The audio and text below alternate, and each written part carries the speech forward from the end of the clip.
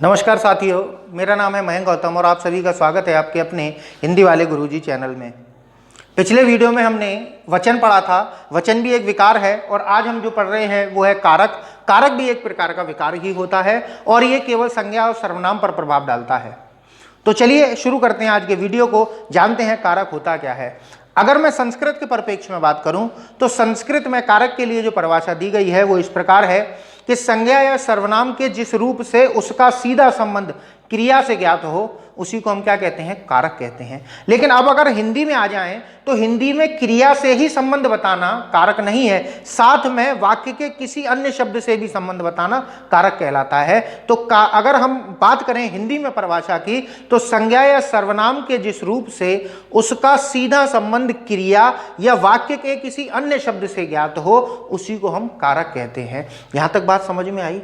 इसको चलिए मैं आपको वैसे समझाता हूं। देखिए, जब भी हम वाक्य में किसी भी शब्द का प्रयोग करते हैं या वाक्य में प्रयुक्त प्रत्येक शब्द एक दूसरे से संबंधित होते हैं या कहा जाए कनेक्टेड होते हैं, उनका किसी ना किसी रूप में एक दूसरे से कोई ना कोई संबंध अवश्य होता है। जैसे अगर मैं बात करूं, एक वाक्य में एक ही संज्ञा कई रूपों में प्रयोग हो सकती है तो उन्हीं रूपों को हम क्या कहते हैं, कारक कहते हैं। जैसे ऐसे समझिएगा, जैसे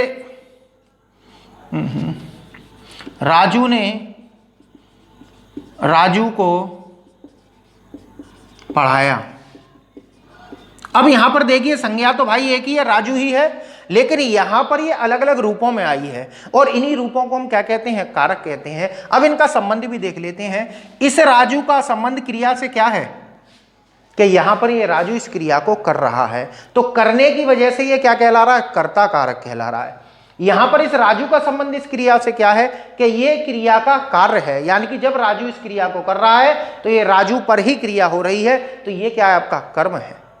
तो यहां पर आप देख पा रहे होंगे कि कारक क्या होते हैं कि संज्ञा या सर्वनाम के जिस रूप से उसका सीधा संबंध क्रिया से या वाक्य के किसी अन्य शब्द से बताना ही क्या कहलाता है, कारक कहलाता है। बात समझ में आ गई? कारक की परिभाषा यहां तक समझ में आ गई। अब बात करते हैं विभक्ति की। विभक्ति क्या होता है उसको जानने से पहले एक चीज और समझ लीजिए, विभक्ति को परसर्ग भी कहा जाता है। परसर्ग, देखिए जैसे उपसर्ग बोलते हैं, उपसर्ग का मतलब होता है जो शब्द से पहले जुड़े, और इसीलिए परसर्ग इसका नाम रख दिया गया कि ये शब्द के पीछे से जुड़ते हैं, इसीलिए इनको परसर्ग कहा जाता है। वर्तमान में इस नाम का प्रयोग कम होता है, लेकिन अगर आपसे कभी पूछ ले कि बताइए कर्ता की विभक्ति क्या है तो आप बता दोगे, लेकिन कभी कभी ऐसा होता है कि वो आपसे पूछ रहा है कि कर्ता का परसर्ग क्या है, तब हम सोचने में पड़ जाते हैं कि परसर्ग क्या चीज होती है। तो मैं बता रहा हूं, परसर्ग और विभक्ति एक ही चीज होती है। तो अब बात कर लेते हैं विभक्ति होती क्या है और इनका काम क्या है। देखिए, किसी भी वाक्य में कारक को स्पष्ट करने में सबसे महत्वपूर्ण भूमिका निभाते हैं ये कारक विभक्तियां, ठीक है, इन्हीं को हम कहते हैं विभक्ति। या सीधे सीधे कहा जाए कि वाक्य में कारकों को स्पष्ट करने के लिए संज्ञा या सर्वनाम के बाद जिन शब्दों या चिन्हों का प्रयोग होता है वही क्या कहलाती हैं, कारक विभक्ति कहलाती हैं। जैसे यहां पर इसको कर्म कारक के रूप में स्पष्ट कौन कर रहा है, यही तो कर रहा है, ठीक है। अब इस को ने क्या किया कि इसको कर्म कारक बना दिया और इस ने क्या किया, इसको कर्ता कारक बना दिया। या मैं अगर इस तरीके से लिखूं, राम राजू से किताब लाया। अब ये राजू से लाया, अभी मैं से के हटाकर के लिए लिख दूं। अब से का मतलब राजू से लाया है तो अर्थ कुछ अलग हो रहा है और के लिए लगाते ही अर्थ कुछ अलग हो रहा है, कारक भी अलग अलग हो रहे हैं। तो आपकी बात समझ में आ रही है कि विभक्तियों का काम क्या है, कारकों को स्पष्ट करना। लेकिन इसके लिए एक व्यवहारिक तौर पर और मैं आपको बात बताऊंगा जो चीज आपको पूरे यूट्यूब पर शायद ही कहीं मिले। चलिए मैं कुछ व्यवहारिक तौर पर बात करता हूं कि आप मान के चलिए अस्पताल में गए, तो अस्पताल में डॉक्टर की पहचान कैसे करोगे? अगर आप नहीं जानते हो किसी को भी तो डॉक्टर की पहचान कैसे होती है, सफेद कोट से। आप कोर्ट में जाओगे तो वहां पर वकील की पहचान कैसे होती है, काले कोट से। इसी तरीके से थाने में जाओगे तो खाकी वर्दी जो पहने होगा वही क्या होगा, पुलिस वाला होगा। तो इसी तरीके से यहाँ पर संज्ञा और सर्वनाम को निश्चित करने के लिए हमें किन की आवश्यकता पड़ती है, विभक्तियों की आवश्यकता पड़ती है। लेकिन अब थोड़ा सा व्यवहारिकता में और आगे बढ़ते हैं। आप कोर्ट में गए तो क्या वहां पर प्रत्येक काला कोट पहने हुए व्यक्ति वकील होगा? क्या अगर हॉस्पिटल में मैं अगर मान के चलो सफेद कोट पहन के चला गया तो क्या मैं डॉक्टर हो जाऊंगा? या खाकी वर्दी पहन के या खाकी कपड़े पहन के कोई थाने में चला जाए तो क्या वो पुलिस वाला हो जाएगा? नहीं होगा। तो यही बात समझानी है आपको कि कभी कभी होता क्या है कि कारकों के साथ में, या कहा जाए संज्ञा या सर्वनाम के साथ में, विभक्ति तो किसी और की लग रही होती है लेकिन कारक कोई और निकल आता है। जैसे कि मैं एक उदाहरण स्वरूप बता रहा हूं, देखो, राम ने रमेश से कहा। अब यहां पर देखिए से विभक्ति किसकी है? ये करण कारक की है या अपादान कारक की है? लेकिन मैंने जो आपको भी बताया था कि यहां विभक्ति तो भाई साहब करण कारक की है, लेकिन इसमें करण कारक नहीं है और ना ही इसमें अपादान कारक है, इसमें आपका है कर्म कारक। यही चीज तो मुझे आपको समझानी है, ठीक है? तो विभक्ति आपकी समझ में आ गई अच्छी तरीके से। कभी कभी होता क्या है कि कभी कभी विभक्तियां गड़बड़ कर जाती हैं और कारक हमें बताना होता है। देखिए, मुख्य चीज हम कारक पढ़ रहे हैं, विभक्तियां तो केवल इनको स्पष्ट करने के लिए आती हैं। कभी ये आती हैं, कभी नहीं आती हैं और कभी गड़बड़ आ जाती हैं, ठीक है? तो चलिए आगे बढ़ते हैं। अब बात करते हैं हम कारकों के प्रकार की। अगर हम संस्कृत की बात करें तो संस्कृत में केवल 6 कारक होते हैं और हिंदी में होते हैं 8, ठीक है? संस्कृत में 6 क्यों होते हैं? क्योंकि संस्कृत में अगर आप देखोगे, रूप आपने पढ़े हैं, राम रामम रामेण रामाय रामात रामस्य रामे राम, ये रूप आपने पढ़े होंगे। तो ये 8 रूप आपने पढ़े थे, इन्हीं 8 रूपों को कारक कहा जाता है। लेकिन इनमें से 2 को, एक संबंध कारक को और एक अधिकरण कारक को, संस्कृत में कारक की श्रेणी में नहीं रखा जाता। क्यों? क्योंकि इनका सीधा संबंध क्रिया से नहीं होता। लेकिन हिंदी में इनको कारक इसलिए मान लिया जाता है क्योंकि हिंदी में कारक की जो परिभाषा मैंने आपको अभी दी थी उसको ये पूरा कर रहे हैं। यानी कि संज्ञा या सर्वनाम का वह रूप जो वाक्य के किसी अन्य शब्द से संबंध बताता है, उसी को हम कारक कहते हैं। तो हिंदी में कितने कारक हो गए? 8 कारक हो गए, जिनमें से 6 का सीधा संबंध तो क्रिया से है और 2 का संबंध किसी ना किसी संज्ञा से या फिर पूरे वाक्य से संबंध होता है। बात क्लियर हो गई? तो हिंदी में कितने कारक हैं? 8 हैं। लेकिन एक चीज और बता दूं आपको, सर्वनाम की अगर पूछेगा तो सर्वनाम के केवल 7 कारक होते हैं। अधिकरण कारक का प्रयोग सर्वनामों में नहीं होता। क्यों नहीं होता? क्योंकि जो अधिकरण कारक है वो केवल पुकारने में प्रयोग होता है और सर्वनाम के जरिए हम किसी को पुकार नहीं सकते। तो याद रखिएगा, संज्ञा में 8 और सर्वनामों में 7 कारक होते हैं। तो देखिए, एक तरफ लिखते हैं हम कारक, ठीक है, एक तरफ लिखते हैं हम विभक्ति, ठीक है? और ये जो बीच में मैंने बताया है ये संबंध है, ठीक है? संबंध मैंने अभी बताया था कि इनका क्या क्या संबंध है, वो आपको डिटेल में समझाऊंगा मैं आपको, ठीक है? नीले काला कहाँ गया? हाँ जी, देखिए, कारक की बात करी जाए तो पहला है कर्ता कारक, दूसरा है कर्म, तीसरा है करण, चौथा है संप्रदान, 5वां है अपादान, 6ठा है संबंध, 7वां है अधिकरण और 8वां है संबोधन, ठीक है? यही लिख दे रहा हूं, सर्वनाम में नहीं होता।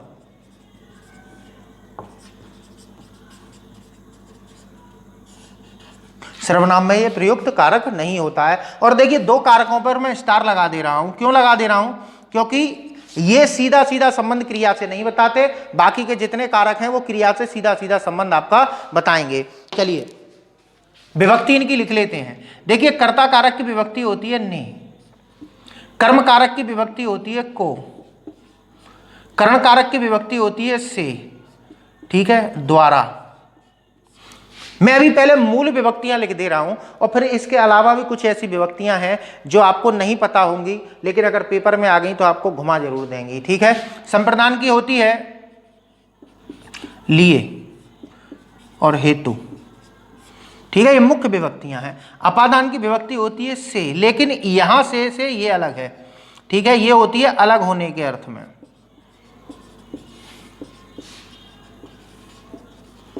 ठीक है? इसके अलावा देखिए, भय, प्रेम, घृणा के भाव में,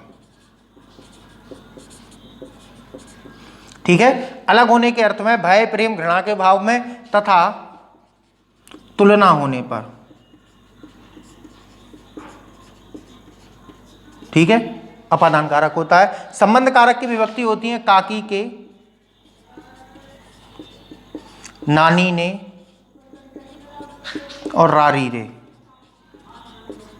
ठीक है। अधिकरण कारक की विभक्ति होती है में, पर, ऊपर, भीतर आदि। संबोधन कारक की विभक्ति होती है हे।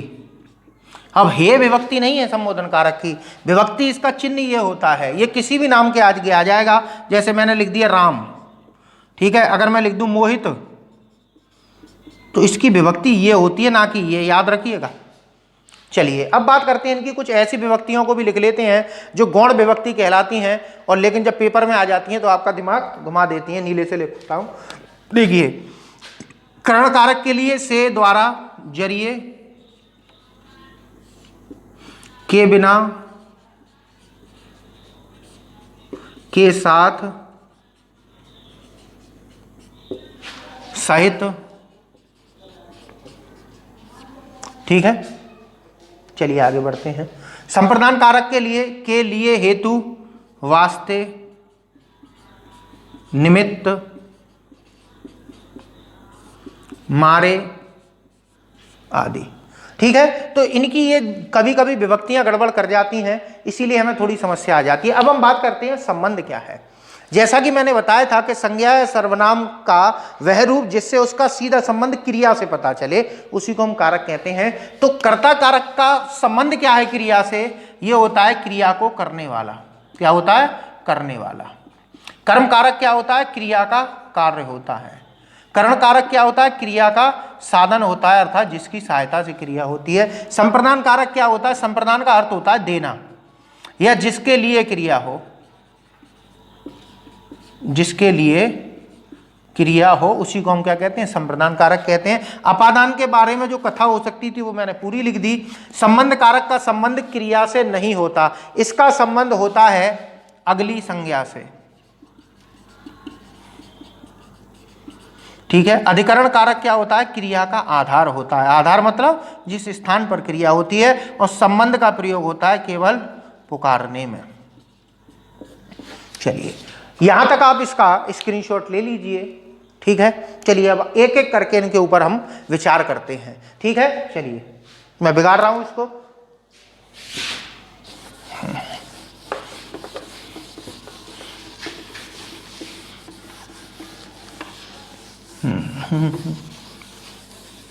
देखिए, जब भी विभक्ति किसी संज्ञा के साथ आएगी तो आती है विशिष्ट रूप में, अर्थात अलग लिखी जाती है। जैसे राम ने, तो हम ने विभक्ति कहाँ लिखते हैं? संज्ञा से अलग लिखते हैं। और संश्लिष्ट रूप में सर्वनाम के साथ प्रयोग होती है। जैसे मैं वह के साथ में अगर ने जोड़ूंगा तो ये दोनों के जुड़ने से एक विकार उत्पन्न होगा और ये बन जाएगा शब्द उसने। उसको, उससे, मैंने, मुझको, मुझसे, मुझे, ये क्या हो रहा है? इनके रूपांतरण हो रहे हैं। इनके लिए मैं एक अलग से वीडियो बनाऊंगा कि सर्वनाम के ऊपर विकार या कारकों का क्या प्रभाव पड़ता है, ठीक है। चलिए अब हम बात करते हैं कर्ता कारक क्या होता है। देखिए, कर्ता कारक की यदि बात करी जाए तो कर्ता कारक की परिभाषा तो वैसे मैं यहीं दे चुका हूं, एक तरीके से परिभाषाएं भी हैं।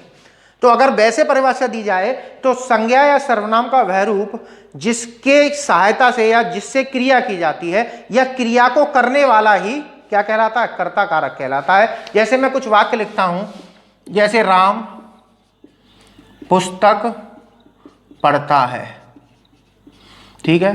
राम आगरा गया, राम आगरा जाएगा।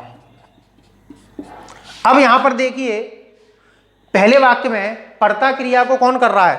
राम कर रहा है। इस वाक्य में गया क्रिया को कौन कर रहा है? राम कर रहा है। और यहां पर आगरा जाएगा कौन? राम जाएगा।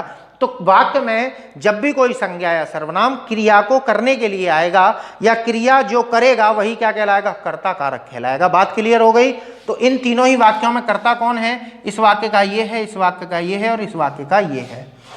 अब अगर आप देखोगे तो कर्ता कारक की विभक्ति ने होती है, और मैंने एक ये निशान लगाया था क्रॉस का। क्रॉस का अर्थ है कि कभी कर्ता कारक की विभक्ति आती है और कभी कर्ता कारक की विभक्ति नहीं आती। तो अगर आप यहाँ देख पा रहे हो तो इन तीनों ही वाक्यों में ने विभक्ति का प्रयोग नहीं हुआ है। तो इस बात को आप लिख लीजिए कि ने विभक्ति का प्रयोग केवल भूतकाल में होता है, और वो भी सकर्मक क्रिया होने पर। बात समझ में आ रही है? केवल सकर्मक क्रिया होने पर, अगर क्रिया हमारी भूतकाल में है तो उसके साथ ने विभक्ति का प्रयोग हो सकता है, अन्यथा नहीं हो सकता। और एक बात और, केवल अपूर्ण भूतकाल में ने विभक्ति का प्रयोग नहीं होता, बाकी जितने भी भूतकाल हैं सब में होगा। अब जैसे कि ये वाक्य है, ये सकर्मक क्रिया है, इसको आप भूतकाल में लाओ तभी आप देखोगे कि इसमें ने विभक्ति आ जाएगी। राम ने पुस्तक पढ़ी, तो यहां देखिए ने विभक्ति आ गई। तो याद रखिएगा ने विभक्ति कब आती है? जब क्रिया सकर्मक हो और क्रिया किसमें हो? भूतकाल में हो, तभी वहां पर कर्ता कारक की विभक्ति ने आ जाती है, केवल किसको? अपूर्ण भूतकाल को छोड़कर। चलिए अब कर्म कारक की तरफ चलते हैं। अगला हमारा कारक है कर्म कारक। जो मैंने अभी आपको चार्ट बनवाया है ना, अगर आप अच्छी तरीके से इसको समझना चाहते हो तो इस चार्ट को पहले अपनी कॉपी पे उतार लीजिए और उसके जरिए एक एक करके आप समझते जाइए कि जो चीज मैंने संबंध में लिखवाई थी वो यहाँ पूर्ति हो पा रही है या नहीं हो पा रही है। कर्म कारक की अगर बात करी जाए तो क्रिया के कार्य को ही कर्म कहते हैं, या कहा जाए तो संज्ञा या सर्वनाम के जिस रूप पर क्रिया के कार्य का प्रभाव पड़ता है उसी को हम कर्म कारक कहते हैं। जैसे मैंने अगर ये वाक्य लिखा है तो इसी तरीके से एक और लिखते हैं, जैसे रवि ने फल खाया। अब यहां पर देखिए इस वाक्य में क्रिया कौन कर रहा है? रवि। तो ये तो भाई कर्ता कारक हो गया। बात क्लियर हो गई। अब यहां देखिए कि कर्ता के क्रिया होने पर भी ये क्रिया पूर्ण नहीं हो पा रही, किसकी वजह से? इस फल की वजह से। तो इस क्रिया के कार्य का प्रभाव इस फल पे पड़ रहा है कि नहीं पड़ रहा है? कि अगर फल ही नहीं होता तो ये क्रिया भी नहीं हो पाएगी, कर्ता के होने पर भी ये क्रिया नहीं हो पा रही, तो इसी को हम क्या कहेंगे? कर्म कारक कहेंगे। तो ये जो फल है हमारा क्या हो जाएगा? कर्म कारक हो जाएगा। बात समझ में आ गई? अब अगर आप देखोगे तो कर्म कारक में भी मैंने क्रॉस और को लगा रखा था ना। तो ये को विभक्ति कब आती है और कब नहीं आती है, इसको अच्छी तरीके से समझ लीजिए। को विभक्ति का प्रयोग केवल सजीव कर्म के साथ किया जाता है, निर्जीव कर्म के साथ में नहीं किया जाता, क्योंकि निर्जीव कर्म प्रधान कर्म होते हैं और सजीव कर्म जो होते हैं वो गौण कर्म होते हैं। गौण कर्म इसलिए होते हैं कि अगर कोई क्रिया सकर्मक है या द्विकर्मक है तो वो जो गौण कर्म आ रहा है वो फिर संप्रदान में चला जाता है। अभी संप्रदान पर आएंगे, तब तक यहां समझिए। जैसे मैं एक वाक्य लिखूं कि रवि ने राम को पढ़ाया। अब यहां पर देखिए ये राम के साथ को विभक्ति का प्रयोग हो गया, तो अब हम इसको क्या कहेंगे? कर्म कारक कहेंगे। तो यहां पर आपने जो मैंने बात बताई थी वो आपकी अच्छी तरीके समझ में आई होगी कि को विभक्ति का प्रयोग केवल सजीव कर्म के साथ होता है। करने को तो बहुत से लोग ऐसे ही बोल देंगे, रवि ने फल को खा लिया, रवि ने जहर को पी लिया। अब को विभक्ति का प्रयोग आप जबरदस्ती करने की कोशिश कर रहे हो, लेकिन वहां पर कर्म की विभक्ति नहीं आएगी। ठीक है, तो निर्जीव कर्म के साथ में विभक्ति का प्रयोग नहीं होता है सामान्यतः।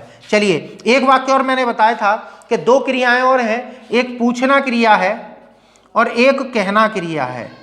इसके साथ कर्म कारक की जो विभक्ति होती है वो को के स्थान पर से आती है।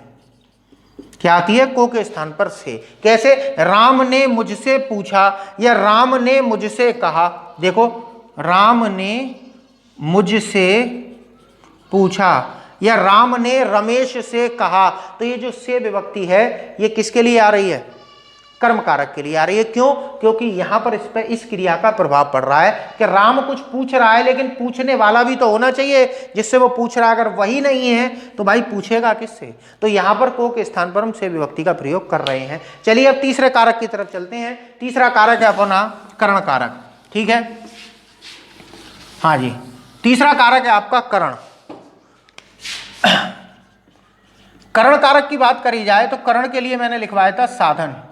ठीक है, साधन क्या होता है? साधन होता है कि जिसकी सहायता से क्रिया की जाती है या जिसकी सहायता लेकर कर्ता किसी कार्य को करता है, उसी को हम क्या कहते हैं? करण कारक कहते हैं। और ये किसी भी वाक्य के लिए जरूरी नहीं है कि उसमें करण कारक हो। वाक्य के लिए सबसे जरूरी कारक दो ही होते हैं, एक कर्ता और एक कर्म। कर्म भी तब जरूरी हो जाता है जब क्रिया सकर्मक होती है, अन्यथा वाक्य के लिए सबसे जरूरी कारक है कर्ता, दूसरे नंबर पर जरूरी कारक है कर्म। वाक्य में अन्य कोई कारक हो या ना हो, कर्ता और कर्म अवश्य होते हैं। तो याद रखिएगा, बाकी के जितने भी कारक हैं वो ऑप्शनल में आते हैं। चलिए बात करते हैं कर्ण कारक की। कर्ण का अर्थ है साधन, अर्थात जिसकी सहायता से क्रिया की जाती है उसी को हम क्या कहते हैं, कर्ण कारक कहते हैं। जैसे अभी रवि क्या खा रहा था, फल खा रहा था, अब रवि को चावल खिलाते हैं, या रवि चम्मच से चावल खाता है।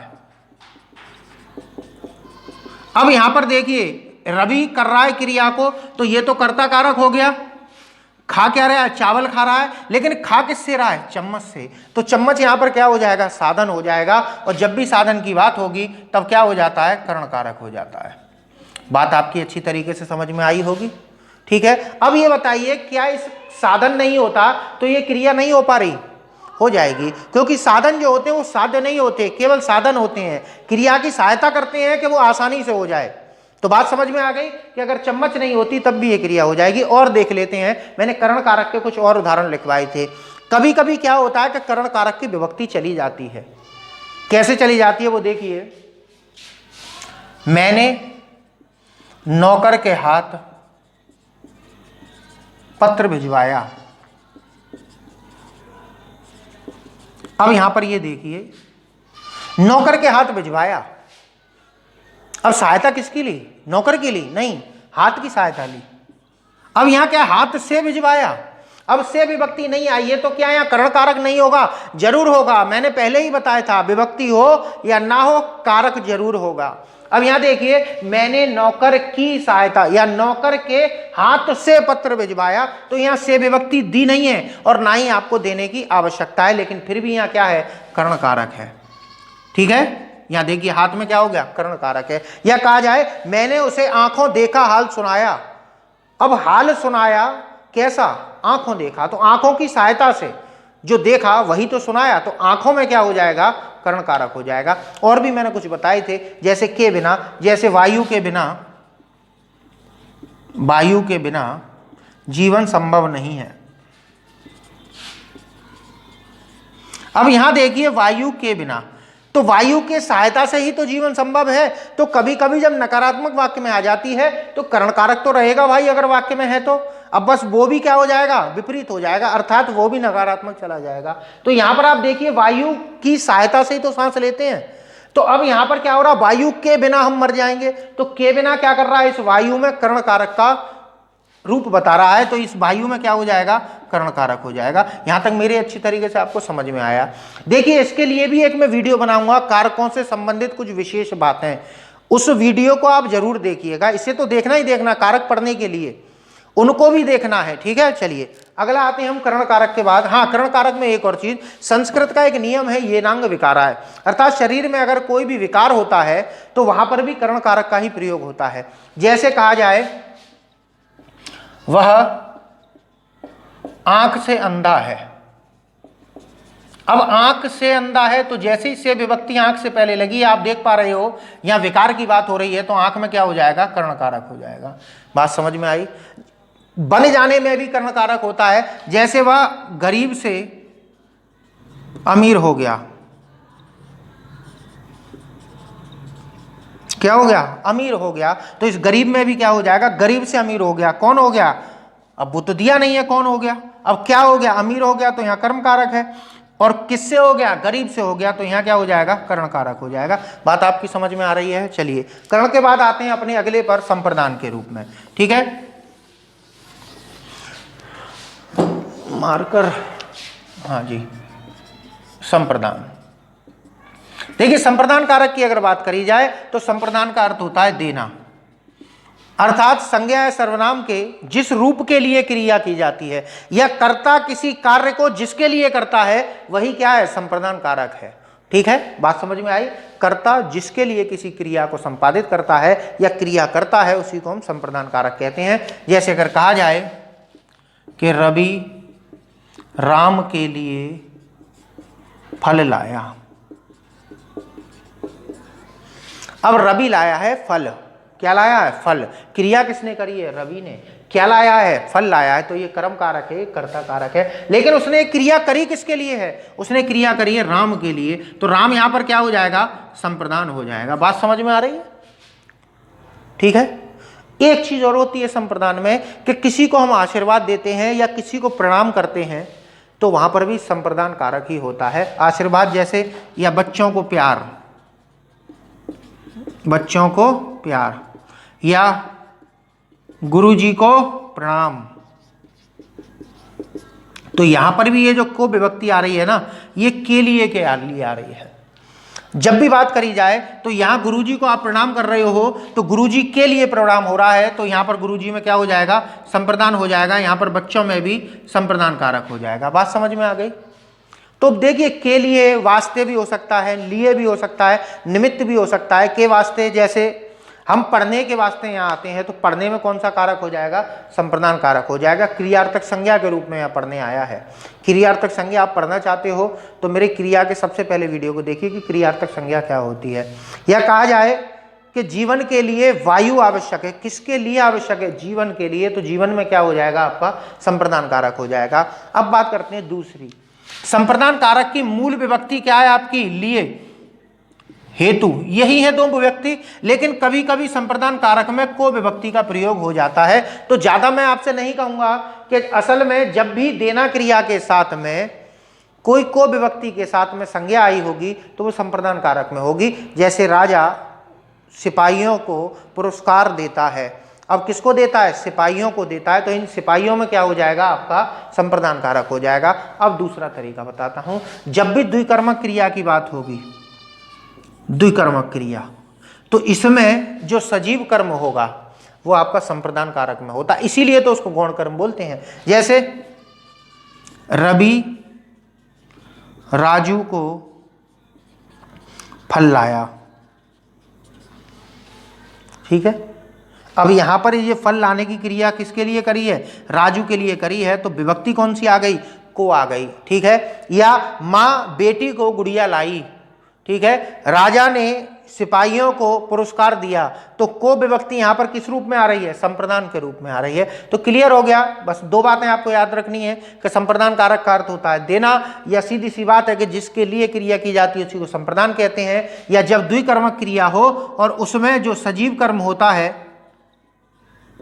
वहां पर कौन सा हो जाता है, संप्रदान कारक हो जाता है। क्योंकि देखिए, कर्म कारक की विभक्ति भी को होती है और संप्रदान कारक में भी को आ रहा है, तो इन दोनों में पहचान कैसे होगी। तो पहली बात तो जब द्विकर्मक वाली बात आएगी तो या तो वो आपको कर्म कारक ऑप्शन में नहीं देंगे, और कर्म कारक ऑप्शन में दिया भी होगा तब भी हमको संप्रदान पहले मानना है। द्विकर्मक क्रिया में ऐसा नहीं है कि को विभक्ति आई और आंखें बंद करी और संप्रदान लगा दिया, तब नहीं लगाना है। जब द्विकर्मक क्रिया हो, दो कर्म, अर्थात एक सजीव भी दे रखा हो, निर्जीव भी दे रखा हो, और ये विकल्प से होते हैं, ठीक है। चलिए, संप्रदान के बाद में अगला है आपका अपादान कारक।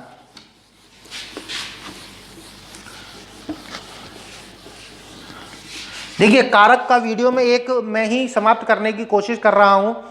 वैसे बनाने को तो इसमें मैं 2-3 वीडियो बनाता, बहुत विस्तार से आपको पढ़ाता, लेकिन ज़्यादा लंबा हो जाएगा। चलिए अपादान की बात करते हैं। जैसा कि हमने बताया था कि अपादान कारक की विभक्ति भी से होती है और एक करण कारक की विभक्ति भी से होती है, दोनों में अंतर समझिए। ये है करण साधन और ये अपादान होता है अलग होने के अर्थ में। जब भी एक वस्तु का दूसरी वस्तु से अलग होना या एक वस्तु का दूसरी वस्तु से निकलना पाया जाता है, वहां पर अपादान कारक होता है। दोनों वाक्य समझिए। जैसे देखो, रवि साइकिल से घर गया और रवि साइकिल से गिर गया। अब यहां देखिए, दोनों जगह साइकिल से आ रहा है। अब मुझे ये बताइए कि इनमें से अपादान कारक कौन से में है, इस वाले में है यानी कि पहले वाक्य में है या दूसरे वाक्य में है। पहले वाक्यों को पढ़िए। देखिए, रवि साइकिल से घर गया। अब यहां पर देखिए, क्या एक वस्तु का दूसरी वस्तु से अलग होना पाया जा रहा है? क्या यहां पर रवि साइकिल से अलग हुआ इस क्रिया के चलने तक? देखो, जब तक ये क्रिया चल रही है रवि साइकिल के साथ में ही है, तो इसका मतलब यहां पर क्या है, करण कारक है, ठीक है। किसमें, साइकिल में करण कारक है। अब यहां पर क्या हुआ कि रवि साइकिल से गिर गया। अब गिर गया मतलब साइकिल से अलग हो गया, तो जैसे ही अलग हुआ तो यहीं पर क्या हो जाएगा, अपादान कारक हो जाएगा। बात क्लियर हो गई? या इसको ऐसे भी समझ सकते हैं, जहां से विभक्ति साधन का बोध कराती है या सहायता का बोध कराती है, तब वहां पर क्या होता है, आपका करण कारक होता है। सीधी सी बात है, जहां से विभक्ति हो ना उस जगह पे द्वारा रख के देख लो, अगर फिट बैठ जाए तो समझ लो करण है, नहीं फिट बैठे तो सीधी सी बात अपादान। देखो रवि साइकिल द्वारा घर गया तो फिट बैठ रहा, भाई साइकिल से ही तो गया है, साइकिल की सहायता ली है। अब यहाँ देखो रवि साइकिल द्वारा गिर गया, अब साइकिल ने क्या उसकी सहायता करी है गिरने में, नहीं, साइकिल से गिरा है। इसी तरीके से मंत्री जी दिल्ली से आ गए, अब दिल्ली से आए हैं ना, तो दिल्ली कोई साधन तो नहीं है जिस पर बैठकर आए हो, कि दिल्ली से आए हैं, दिल्ली द्वारा आए हैं, तो दिल्ली से तो नहीं आए, दिल्ली से अलग होकर आए हैं, तो वहां पर क्या हो जाता है, अपादान। तो पहली बात मैंने क्या बताई थी, जहां एक वस्तु का दूसरी वस्तु से अलग होना पाया जाए, और दूसरी बात बताई थी जहां एक वस्तु का दूसरी वस्तु से निकलना पाया जाए। जैसे अखबार दिल्ली से निकलता है, या यह अखबार दिल्ली से छपता है, तो दिल्ली से छपता है या आगरा से छपता है, वहां पर क्या हो जाएगा, अपादान कारक हो जाएगा। और यह किताब मैं बाजार से लाया हूं, अब बाजार कोई साधन थोड़ा नहीं है जिसकी सहायता से आप लाए हो, बाजार से ही तो लाए हो, तो बाजार से अलग करके इस किताब को लाए हो, इसलिए यहां पर भी क्या होगा, अपादान कारक होगा। और भी मैंने कुछ बताया था कि जहां पर भय हो, जहां प्रेम के भाव हो, जहां पर घृणा के भाव हो, या जहां पर तुलना की जाती है, वहां पर आपका क्या हो जाता है, अपादान कारक हो जाता। भय मतलब बच्चा शेर से डरता है। अब क्या बच्चे को बार बार डरने के लिए शेर की आवश्यकता है, या उसके हृदय में अगर डर को उत्पन्न करना है तो क्या शेर सहायता करता है, नहीं करता। तो यहां पर ये जो शेर है इसमें कौन सा होगा, आपका अपादान होगा। इसी तरीके से प्रेम, हमें देश से प्रेम है, ठीक है। अब यहां पर हमें प्रेम उत्पन्न करने के लिए प्रत्येक बार देश की जरूरत है, नहीं है, तो यहां पर देश में क्या हो जाएगा, आपका अपादान हो जाएगा। घृणा की बात करी जाए, चोरों से, या कहा जाए चोरों से घृणा करो, चोरों से घृणा करो, तो यहां पर घृणा करने के लिए क्या बार बार चोरों की आवश्यकता नहीं, तो यहां चोरों में कौन सा हो जाएगा, आपका अपादान हो जाएगा। इसी तरीके से तुलना में रवि श्याम से लंबा है। अब यहां रवि को श्याम से लंबा होने के लिए क्या किसी साधन की आवश्यकता नहीं, बस श्याम से इसकी तुलना हो रही है, तो श्याम में क्या हो जाएगा, अपादान कारक हो जाएगा। यहां तक मेरे हिसाब से आपको समझ में आ गया होगा अपादान कारक। चलिए अपादान के बाद हम बात करते हैं संबंध कारक की। जैसा कि मैंने बताया था, संबंध कारक पहला ऐसा कारक है जिसका सीधा संबंध क्रिया से नहीं है, बाकी सबका संबंध क्रिया से है, ठीक है। चलिए संबंध कारक, संबंध कारक की परिभाषा क्या है कि संज्ञा है सर्वनाम का वह रूप जिससे उसका संबंध वाक्य के किसी अन्य शब्द से पता चले, उसी को हम संबंध कारक कहते हैं। और संबंध कारक की एक खास विशेषता है, ये वाक्य में किसी भी शब्द के साथ जुड़कर आ सकता है या उससे संबंध बता सकता है। जैसे मैं एक वाक्य लिख दूं, जैसे लड़का साइकिल से घर गया। अब यहां पर इस वाक्य को मैं पहले भी लिख चुका था, है ना। तो अब यहां पर ये देखते हैं कारक बताओ पहले, इतने में मैं जब तक देखूं नीली पेन मेरी चल रही है कि नहीं। हाँ जी चलिए, देखिए कारक की बात करी जाए तो लड़का गया तो ये कर्ता कारक है, साइकिल से गया तो ये कर्ण कारक है, घर से गया तो ये कर्म कारक है। बात क्लियर हो गई। अभी तक संबंध कारक की बात नहीं आई है। संबंध कारक वाक्य के किसी भी शब्द से संबंध बता सकता है। देखिए कैसे, यहां पर लड़का मैंने कर दिया मंत्री का। अब भाई ये बताइए, मंत्री का संबंध इस लड़के से है, साइकिल से है, या घर से है, या जाने से है। मंत्री तो नहीं गया, बस ये किस लिए आया है, इस लड़के से संबंध बताने के लिए, तो इसी को हम क्या कहेंगे, संबंध कारक कहेंगे। चलिए, अब मंत्री का लड़का साइकिल से जाता हुआ अच्छा तो लग नहीं रहा है, तो हम साइकिल को नहीं बदल रहे, साइकिल को ही हम कर दे रहे हैं सोने की। अब उसने क्या किया, सोने की साइकिल से। अब ये बताओ, क्या सोने का घर है, क्या सोने का लड़का है, या सोने गया, नहीं ना। इस सोना शब्द का प्रयोग हमने क्यों किया है, इस साइकिल से संबंध बताने के लिए, तो यही क्या हो जाएगा, संबंध कारक हो जाएगा। अब यहां आ जाओ, अब घर गया है, यहां पर भी हम कह सकते हैं मित्र के घर, तो ये मित्र का संबंध केवल घर से है और किसी से नहीं है, इसलिए मित्र क्या हो जाएगा, यहाँ संबंध कारक हो जाएगा। तो बात समझ में आई, संबंध कारक का कार्य कितना है, केवल वाक्य के किसी अन्य शब्द से संबंध बताना। बात क्लियर हुई। जैसे राजा की बेटी, राजा का बेटा, अब राजा की बेटी पढ़ रही थी, तो कौन पढ़ रहा था, बेटी पढ़ रही थी, लेकिन थी किसकी, राजा की, तो राजा शब्द यहाँ पर संबंध कारक है। बात समझ में आ गई। संबंध के बाद में आते हैं आपके अपादान पर, वो सॉरी माफ करिएगा, अधिकरण, अधिकरण कारक। अधिकरण कारक का अर्थ होता है आधार। देखिए, जब भी कोई क्रिया संपादित होती है या क्रिया की जाती है तो उस क्रिया का कोई ना कोई आधार अवश्य होता है, अर्थात स्थान अवश्य होता है, कहीं ना कहीं अवश्य होती है। जैसे मैं पढ़ा रहा हूं, आप पढ़ रहे हो, अब स्थान क्या है मेरे पढ़ाने का? ये जहां मैं खड़ा हूं, और आप जो पढ़ रहे हो वो भी कोई ना कोई स्थान है। तो जब भी आप कोई भी बात करोगे, कोई भी क्रिया करोगे, तो उसमें कहीं ना कहीं आधार छुपा रहता है। वाक्य में दिया हो या ना दिया हो, क्रिया पर उसका कोई प्रभाव नहीं होता, लेकिन आधार कहीं ना कहीं छुपा अवश्य होता है। तो उसी आधार को जब हम वाक्य में प्रकट कर देते हैं तो वही क्या कहलाता है? अधिकरण कारक कहलाता है। जैसे मैं एक वाक्य लिखता हूं, जैसे चाचा जी छत पर बैठे थे। अब यहां पर चाचा जी बैठे हैं, लेकिन कहां बैठे हैं? छत पर। तो याद रखिएगा, जब भी स्थान की बात होगी तो वहां पर क्या होगा? अधिकरण कारक होगा। ठीक है, क्लियर हो गई? और भी देखते हैं, इसमें कभी कभी गड़बड़ हो जाती है। कैसे हो जाती है वो देखिएगा। चाचा जी छत पर हैं, बिल्ली घर में घुस गई। अब कहां घुस गई बिल्ली? घर में घुस गई। तो घर में कौन सा कारक हो जाएगा? आपका अधिकरण कारक हो जाएगा। बात क्लियर हुई? कभी कभी अधिकरण कारक की विभक्ति गायब हो जाती है। क्या हो जाती है? गायब हो जाती है। तब हम क्या करेंगे? जैसे कि कहा जाए, आजकल राजू आगरा है।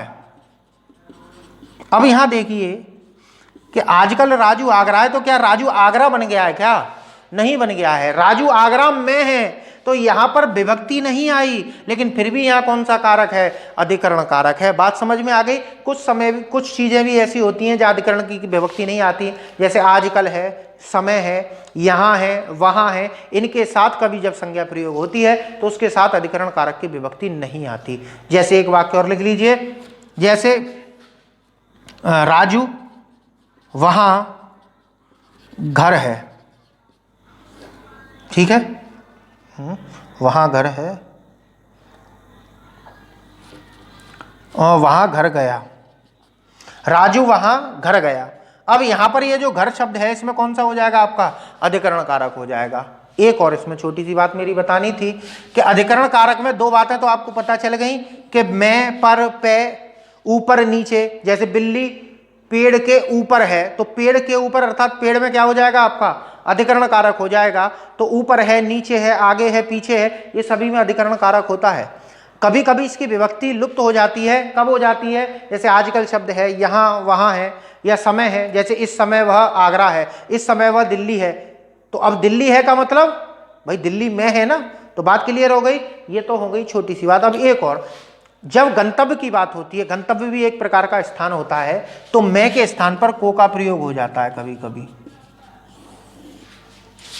मैं के स्थान पर को का प्रयोग हो जाता है, लेकिन कारक अधिकरण ही रहेगा। कैसे? देखो, वह घर को गया। अब घर कोई कर्म कारक तो है नहीं, या घर में कोई संप्रदान कारक तो है नहीं, घर के लिए गया। यहां पर ये जो को है, ये मैं के लिए प्रयोग हुआ है, तो यहां पर भी क्या हो जाएगा? अधिकरण कारक हो जाएगा। तो बात आपको अच्छी तरीके से समझ में आई होगी। अब आखिरी जो आपका कारक है वो है संप्रदान। वो जो मेरा थोड़ा दिमाग गड़बड़ हो गया है, माफ कीजिएगा। अगला है संबोधन।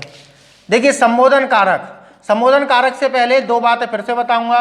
पहली तो ये, सर्वनाम का प्रयोग संबोधन कारक में नहीं होता है। तो दूसरी बात ये है कि इसका भी संबंध क्रिया से नहीं होता, इसका संबंध वाक्य से होता ही नहीं है। इसका काम केवल कितना है? किसी को पुकारो और तुरंत खत्म।